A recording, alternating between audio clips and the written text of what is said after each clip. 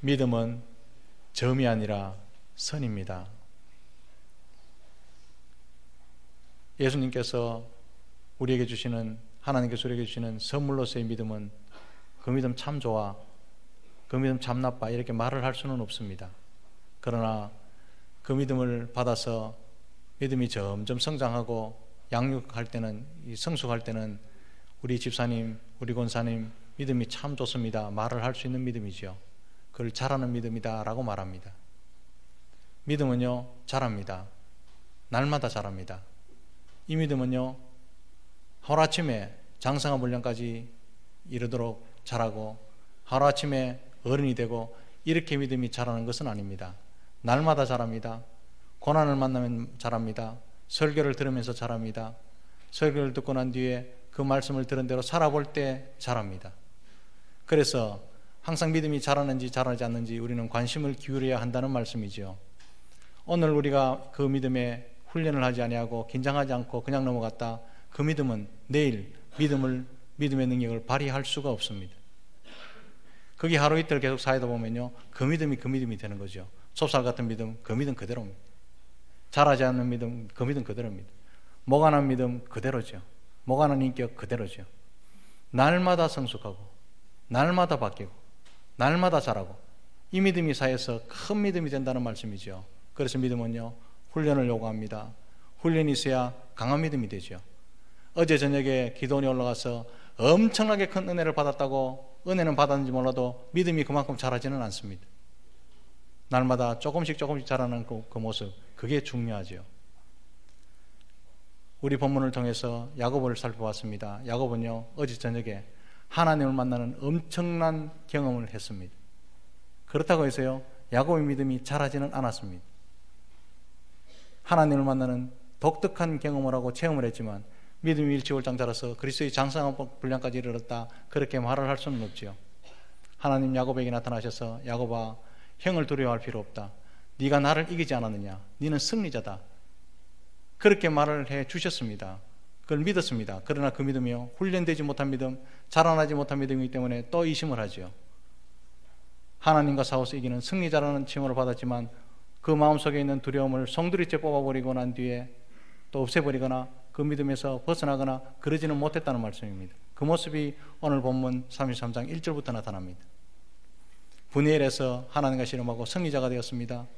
이제는 누구와도 싸워도 이길 수 있다, 겁내지 마라, 그렇게 말을 하는데도요 막상 형님이 400명을 대동하고 나에게 나타난다, 나에게 온다, 기도하고 하나님과 함께 있을 때는 굉장히 용감하고 담대할 수 있었는데요 눈 뜨고 보니까 상황이 달라지는 거죠.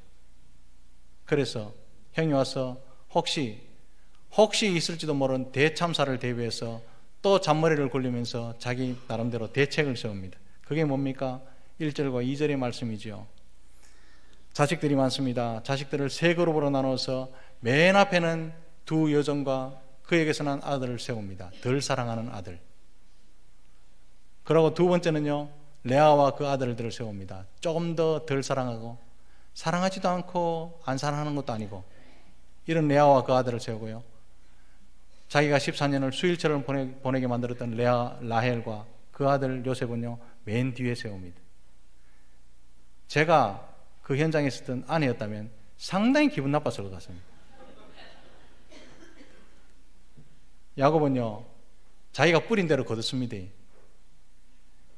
맨 뒤에 세우고 사랑을 표현했던 요셉은 끝까지 아버지 말 잘 듣고 때때 옷을 입고 채색 옷을 입고 다녔지만요 나머지 맨 앞에 섰던 아들, 두 번째 섰던 아들에 의해서요 아버지가 속습니다. 피눈물을 흘립니다. 누가 그랬습니까? 자기가 뿌린 씨앗 자기가 거두는 거죠.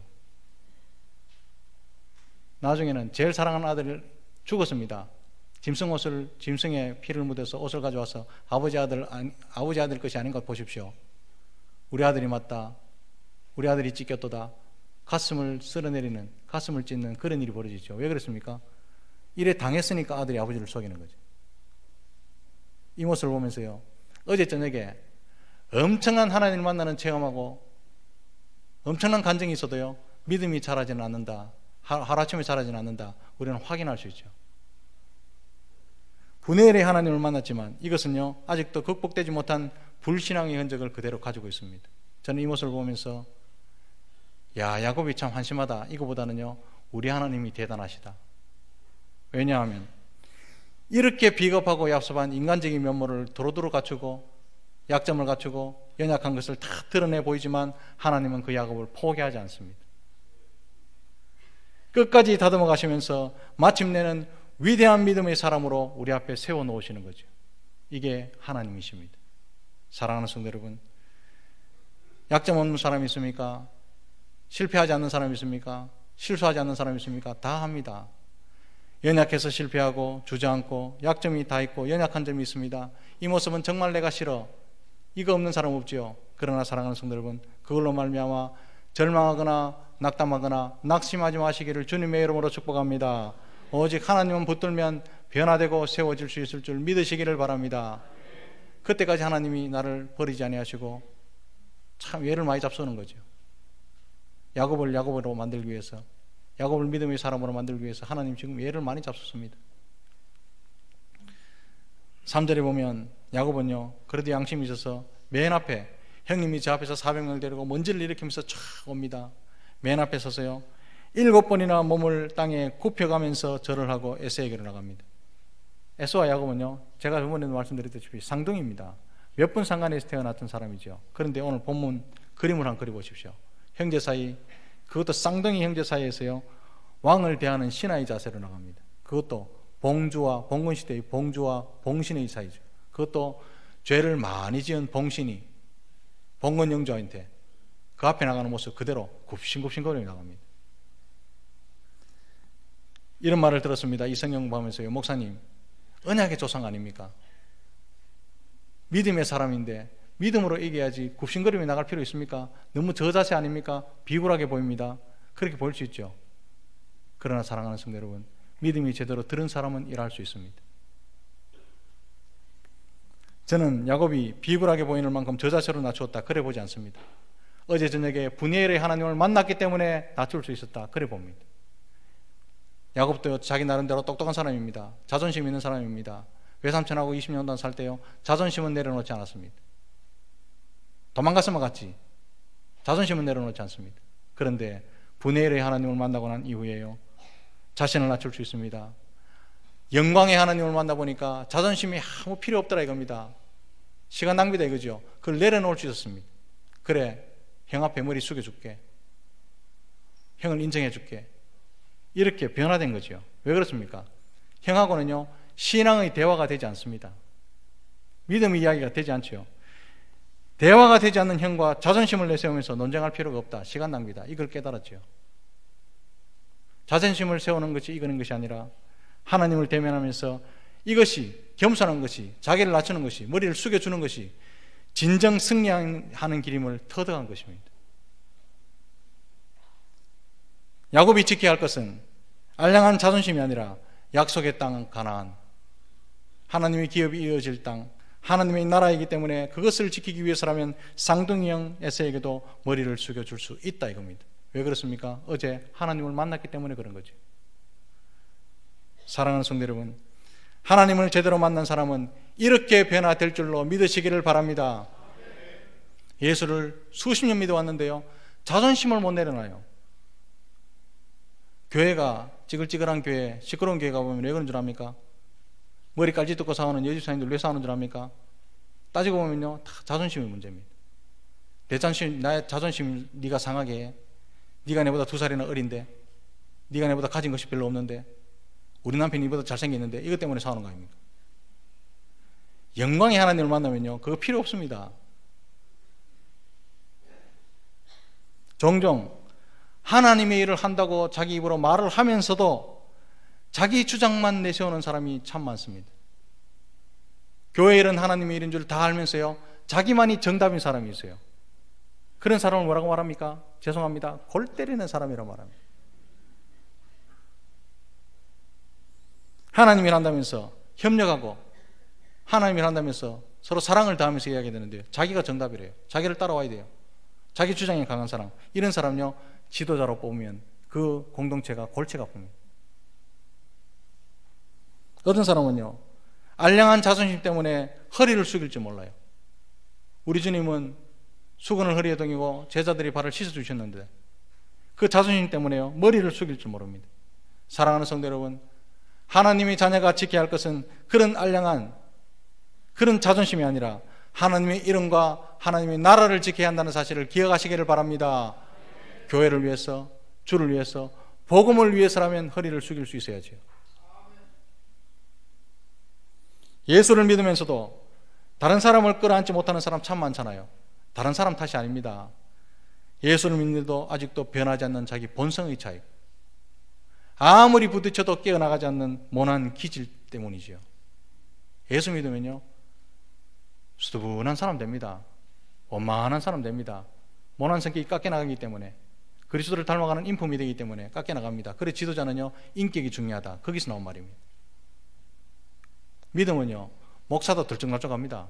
믿음 좋다고 생각할 때가 있는가 하면 믿음 뚝 떨어질 때 있죠. 믿음 좋을 때는 헌신하잖아요. 믿음과 헌신으로 사람 뽑는다. 내일 되면 사람이 바뀝니다. 그러나 인격이 훌륭한 사람은 그 인격이 바뀌지 않습니다.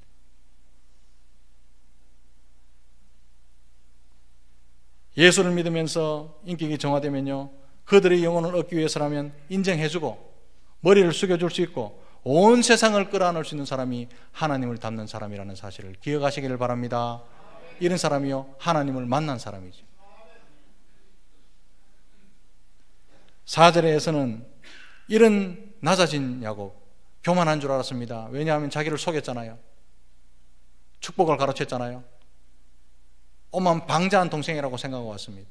그런데 낮아진 야곱, 자존심을 버리는 야곱, 땅에 엎드려서 굽신굽신거리는 야곱, 그 동생 야곱을 보면서 20년 동안 엉어리진 미움이, 그리고 또한 칼을 갈았던 증오심이 눈 녹듯이 내고 녹아내립니다.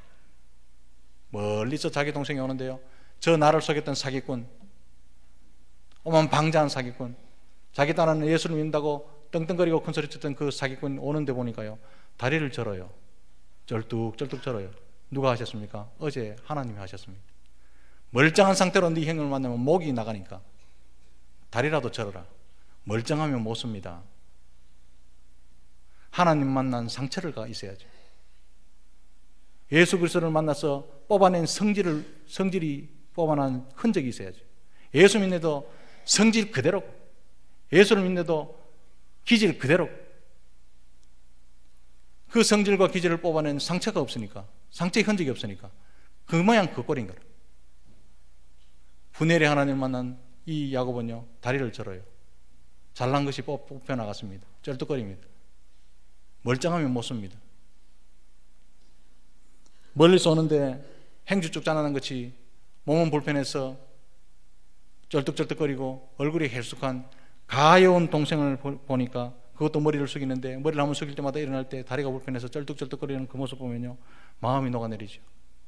나를 속여서 도망갔으면 잘 살아야지. 축복을 가로채 갔으면 건강해야지. 그 모습이, 웬 모습이, 저 동생이 누구길래 저렇게 오느냐고 마음이 녹아내리죠. 어느새 미움은 사라지고 증오심도 사라지고 눈물을 쏟으며 달려와서 끌어안고는 입 맞추고 함께 울었답니다. 누가 하셨습니까? 하나님이 하셨습니다. 사랑하는 성도 여러분, 내 거 하나 내려놓지 아니하고 내 거 하나 포기하지 아니하고 맞서보면요, 긴장합니다. 초조합니다. 야곱이 어젯밤에 왜 잠을 못 잤습니까? 멀쩡한 모습으로, 하나도 내려놓지 못하는 모습으로 형과 한번 해보자, 어쨌든지 장결하면 이겨보자, 이것 때문에 불안했잖아요. 형을 만난 일을 앞두고 밤잠을 설치면서 긴장했는데 하나님을 만나고 나니까, 그리고 막상 뚜껑을 열어보니까 모든 것이 자연스럽게 쫙 풀려나갑니다. 하나님이요, 만질 때를 만지신 겁니다. 형이 적어도 나를 만나면 사람들 앞에서 네 사기쳤지, 속였지, 망신을 주면서 책망할 줄 알았는데 얼싸안고 우는 겁니다. 자존심을 내려놓으니까. 기질이 뽑혀나갔던 흔적이 자기 몸속에 있으니까 보는 사람이 감동을 받는 거죠. 자존심 그대로 가지고 예수를 잘 믿겠다고요? 자기가 하나 포기하지 않고 예수를 잘 믿겠다고요? 여러분, 착각입니다. 그러면요, 에서가 아니라 여러 사람과 원수집니다. 사람과 인간관계가 원만하면 하나님의 뜻을 이룰 수 있고 큰 것을 볼 수 있는데요. 그렇다면요, 내려놓으셔야지. 내가 쩔뚝거리는 모습을 보여주더라도 엎드려야지.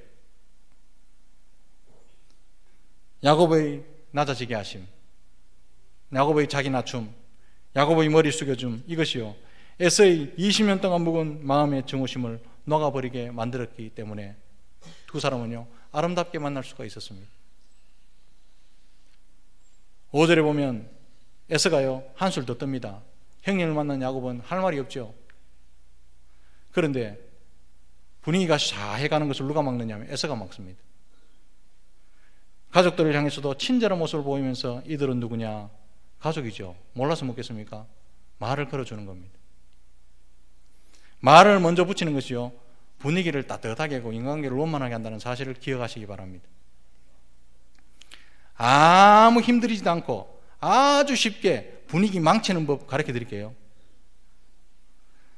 앉아갖고요 아무 말 안 하고 뚱하 있으면 됩니다.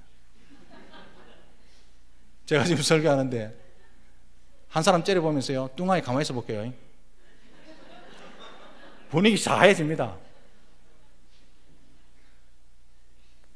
사람을 보고도 못 본 척하는 사람, 사람 앞에 세워놓고 먼 산 쓱 살피는 사람, 절대로 먼저 말 붙이지 않는 사람, 먼저 절대로 인사하지 않는 사람, 이런 사람이 관계를 깨고 관계를 어렵게 만드는 국가 대표들입니다.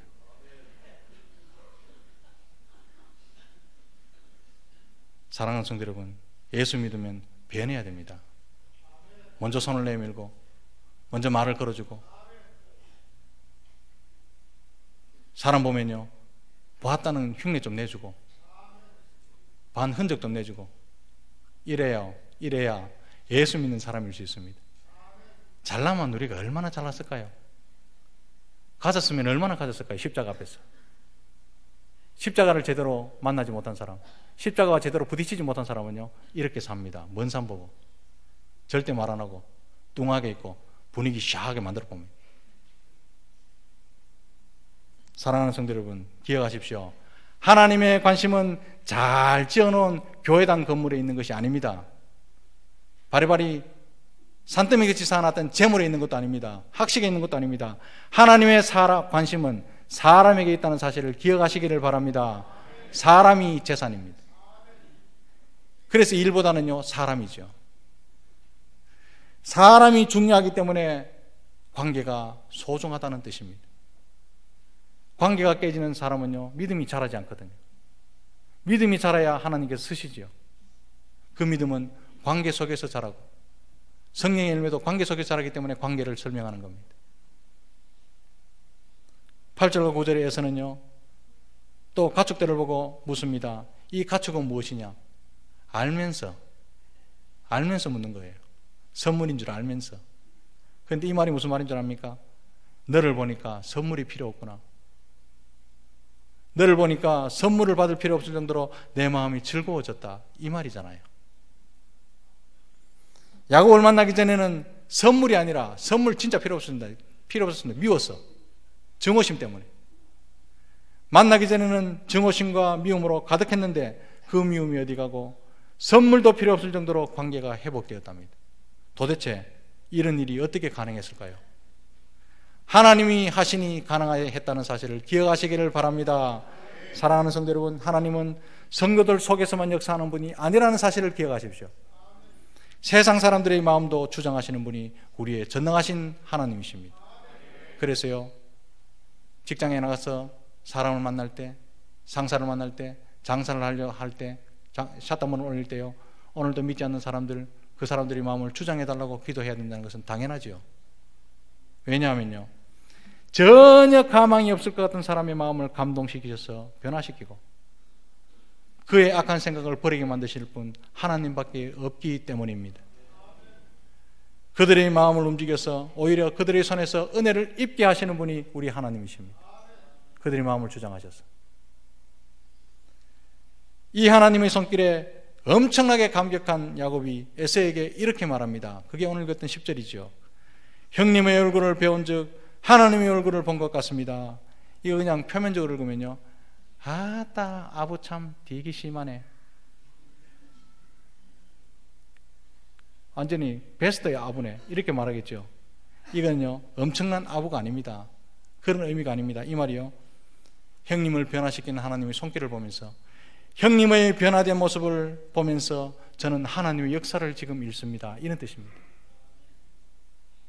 형님이 이래 바뀔 수 있습니까? 자기 때 어떻게 해보려고 400명을 데리고 왔는데, 20년 전에 형님도요 까칠까칠했는데, 남자라고 이야기 해놓고는요 퉁퉁거리고 뚱하고 있었는데, 이렇게 친절한 모습 감동스럽죠. 말을 먼저 걸어준다, 있을 수 없는 이야기죠. 그 남자 같은 형님, 남자 중에 상남자인 형님이 나를 안고 울어준다, 있을 수 없는 이야기죠. 그런데요 하나님이 하시니까 이 가능했습니다. 그래서 형님 속에서 역사하시는 하나님, 형님을 변화시키는 그 모습을 보면서 나는 하나님의 역사를 읽고 있습니다. 이 말이 형님의 얼굴을 배운 즉 하나님의 얼굴을 본 것 같습니다, 이 말입니다. 형님의 말 속에서 하나님의 음성을 듣습니다. 형님의 그 친절함 속에서 하나님의 간섭하심을 느낄 수 있습니다, 이 말이죠. 이게 우리 인간관계 속에서도요 계속 나타나야 될 줄로 믿습니다. 그렇게 다혈질적인 에서를 누가 이렇게 만들어 놓았습니까? 바로 분이엘의 하나님이 만들어 놓으신 것입니다. 야곱은 에서의 모습에서 하나님의 신실하심과 그의 영광의 얼굴을 직접 보게 된 것입니다. 사랑하는 성도 여러분, 우리 하나님은 온 우주의 창조자이시고 온 인생을 주관하시는 주권자이심을 믿으시기 바랍니다. 때로는 하나님이 너무 크셔서 우리 눈에 보이지 않고 만질 수 없고 느낄 수 없을 수 있습니다. 마치 지구가 돌아가는 소리가 엄청나게 큰데 우리 귀에는 안 들리잖아요. 마찬가지입니다. 때때로는 400명을 데리고 온다고 하는 에서가 너무 무서워서, 에서가 우리 눈에 너무 커 보이기 때문에 에서보다 더 큰 하나님이 보이지 않고 느끼지 않을 수도 있지만, 그때조차도 하나님은 잊지 아니하시고 저와 여러분들을 지키고 계신다는 사실을 믿으시기 바랍니다. 지금도 크신 손길로 지키신다는 그것을 가끔씩 때때로 껄끄러운 사랑과의 관계 속에서, 그 관계의 회복 속에서 나타내 보이시곤 한다는 뜻입니다. 마치 야곱이 에서의 변화된 모습 속에서 하나님의 얼굴을 보듯이 말입니다. 그래서 믿는 자는요 모든 관계가 원활할 뿐만 아니라 꼬여있는 관계가 회복되어야 한다는 사실을 기억하시기를 바랍니다. 사도 바울은 로마서 12장 18절에 이렇게 말합니다. 할 수 있거든 너희로서는 모든 사람과 더불어 화목하라. 예수 믿으면요 화목하래요.